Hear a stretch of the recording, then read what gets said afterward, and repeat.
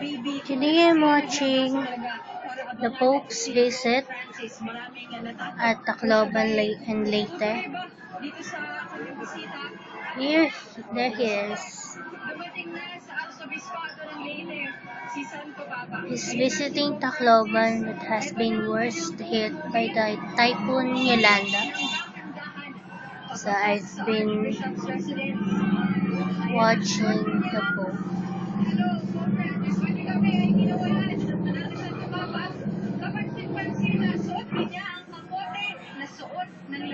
It's raining there on signal number 2, and he wears a coat, plastic coat, so he wouldn't get wet. It's a very, very busy Pope.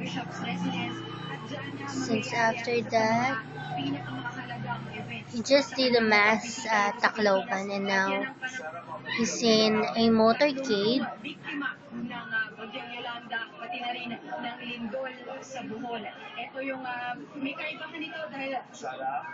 That's the Pope's visit. Babalikan po natin si Sarah Zambrano dahil si Kapatid Filon ay nandiyan din sa Balolete.